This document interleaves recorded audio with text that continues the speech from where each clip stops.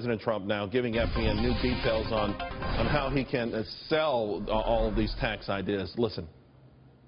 When you say, I'm going to charge a 10% or a 20% border tax, everyone goes crazy because they like free trade. But when you say a reciprocal tax, and I'm not saying that's what I'm doing, but there has to be a certain reciprocal nature to it. But when you say reciprocal tax, nobody can get angry. Even the other countries, if, like, they're charging you a 50% tax, you say, okay, whatever you charge, we're charging. Like China and India. They may not like it, but they can't get angry because they can't win that battle.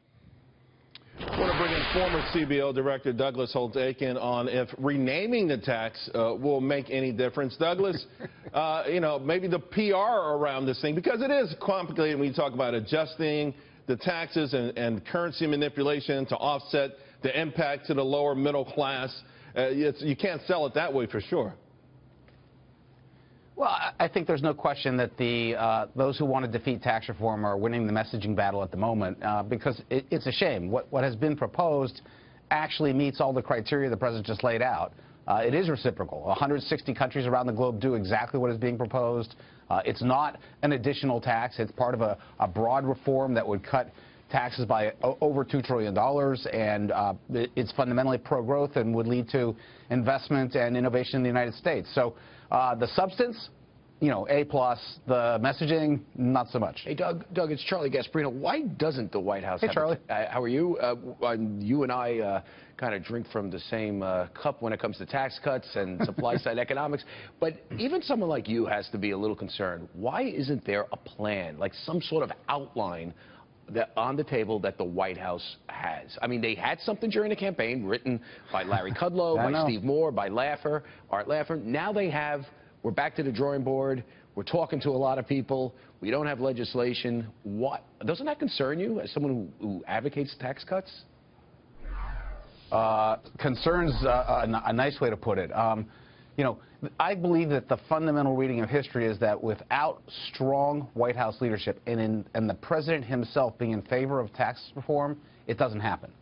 We haven't had it for 30 years for a reason. And so whether they write it themselves or they take something in discussion with the House and the Senate, the White House needs to say, this is what we want. This is what will be good for the U.S. economy and the American middle class, and this is why I came to Washington to take care of them. Hold on one second, Doug. Because they're not doing it. Listen, they had a major defeat with this Obamacare thing, and I think everything, to be quite frank, went back to the drawing board, how to present it, how to get it done, because there's so many different factions within on Capitol Hill. But Douglas, if you start talking about border adjustment tax in any name, any kind of euphemism, aren't we really talking about taxing the very people out there who said that they were hurting and propelled President Trump to the White House in the first place? No, I think that's been the fundamental misstep. They've allowed this to be characterized as about border adjustment. It's not about border adjustment. It's about a 20% rate. It's about expensing and investment incentives. It's about eliminating the ability of multinationals to cheat. It's about incentives to put production in the United States instead of abroad. Border adjustment's a means to an end. It's not an end in itself, and they should never even talk about it. They should be about pro-American, pro-growth tax policy. But Doug, and they should be about it quick. I know, I agree with you, but are the liberals, I mean, maybe we're missing something. Are the liberals like Jared Kushner and Gary Cohn, the former #2 at Goldman Sachs, are they winning over conservative supply-siders? What little, I mean, I guess you could consider Steve Bannon as a supply-sider. He wants to cut taxes. But are the liberals winning? Are they infusing Trump's brain right now?